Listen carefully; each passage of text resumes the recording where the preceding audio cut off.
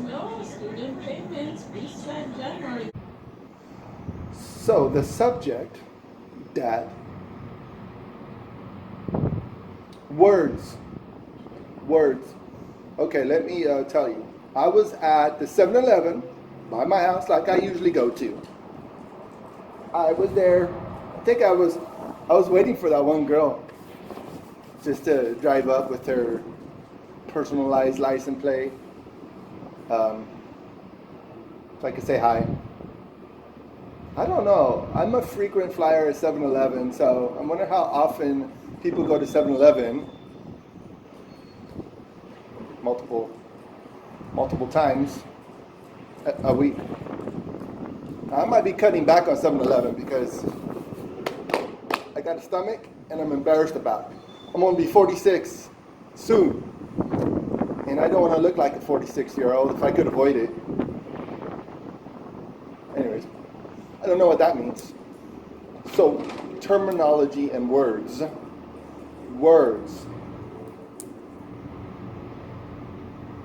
There's a slogan now, and I addressed it in a couple videos ago, so watch my other videos if you want to. Okay, I'm going to be honest. I've been a Christian since somewhere between 88, I would say somewhere between 87 and 91. And I do use substitute bad words. I do. So the idea of let's go Brandon is appealing to me, and it makes me laugh because I know what they're trying to say. I know what they mean, and it's funny. It's actually funny, okay? Don't get me wrong. It's a fleshly thing for sure. Flesh. And the power that it holds. Yeah, you should look at that Death song, actually. It's called Flesh.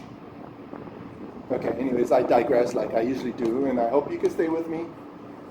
There's a camera behind me too, so that's pretty cool. So it's not like I'm doing anything bad. There's cameras over there too. Anyway, maybe they'll come out and say, "You can't do video over here." I'll be like, "What are you talking about? I like this spot. The background is fantastic." So, and the reverb. There might be a little bit of reverb right here too, so that's helpful. So, what I was trying to say, here comes the, because I didn't get that video. Old classic Volkswagen Transporter T1 probably. Anyways, I digress again. So my point is words. And the guy, he was collecting cans. He was singing praise songs out loud. He looked kind of like maybe he's homeless. I don't know. But there's a scripture in the Bible. Oh my goodness, let me see. Actually, was that filming in my pocket? No. I gotta look up this scripture in my Bible, and so I could edit it at some point. And it's funny, Google does give you good Bible references. Because think about it, the Bible is the most original uses of addresses. Popular address, John 3:16. We know that it's for God so loved the world, He gave His only begotten Son. And other good addresses, John 14:6. Jesus said, "I am the way, the truth, and the life, and no one comes to the Father except through Him." Idle words, Scripture. Idle words in Scripture. Now there's a couple of them. Probably should 21 important Bible verses about idle words. Yes, idle. But I tell you, so check this out. So I think this is the scripture the guy quoted. And I'm going to read the New American Standard Version. It says, but this is in Matthew 12:36, and it says, but I tell you that for every, Bible, the NASAD, New American Standard Bible. It's just something. Supposedly the English Standard Version is the best version of the Bible that's available right now. But at church where I go, we use the New American Standard Bible.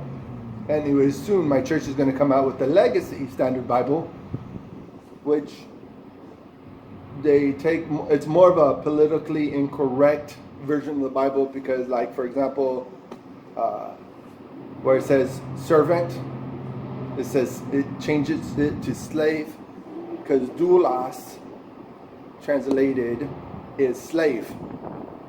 And keep in mind, being a slave, I'm digressing, I know, but being a slave is not a bad thing if your master is good. Like, for example, our master is Jesus, and we know that he treats his slaves properly, because the fact of the matter is, and you have to understand, that we are all slaves.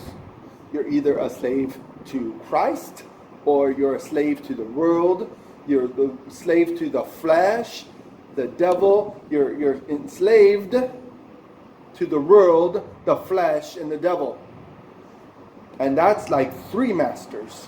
When in reality, you have one master, Jesus Christ, and he's going to do you good.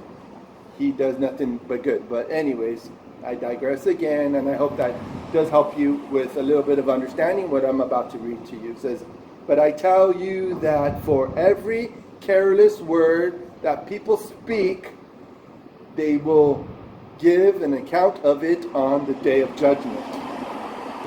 So we could go to full, let me see it. Let's go to the full chapter. So we could even look at the context of this. And it was 12:24, I believe it was.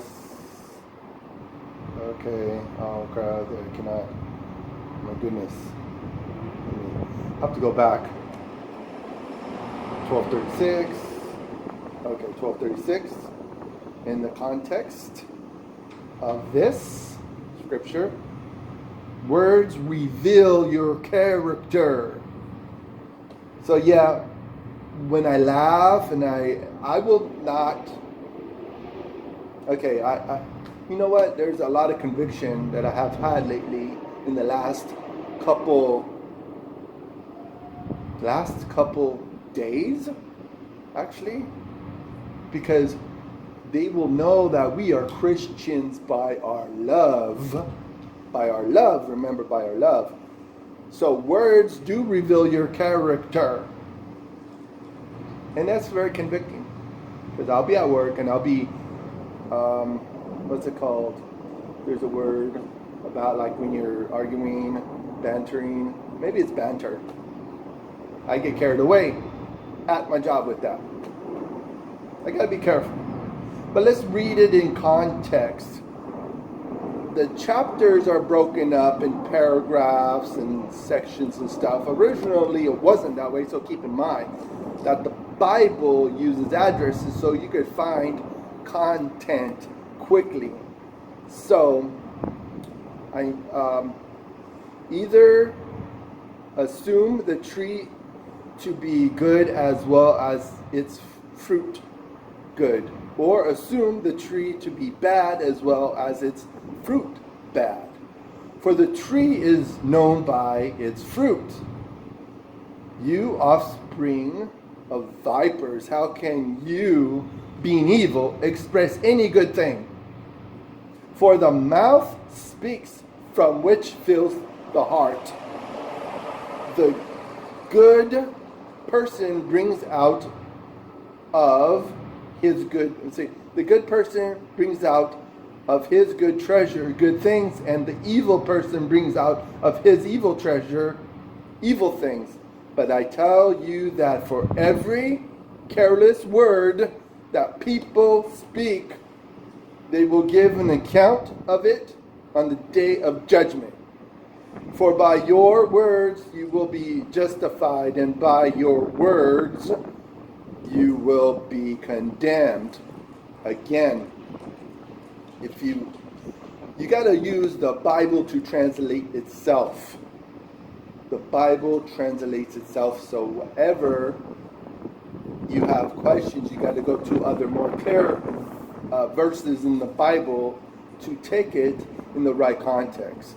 So this is Matthew 12, 33 and 36. So I encourage you to look at it for yourself and use other more clearer scriptures to understand what it means. But let's be clear. You have to be wise in the words that come out of your mouth. The words that come out of your mouth and type. Like going on the Facebook, going on your social media, be very careful about what you put.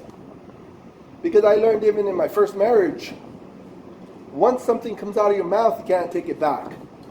Even if it's kidding around or jest or whatever, you have to be thoughtful about what comes out of your mouth. So if the background's making it not work out. So let me see. How's this? Have to find a good place to put my phone. That the lighting, it's all about lighting too.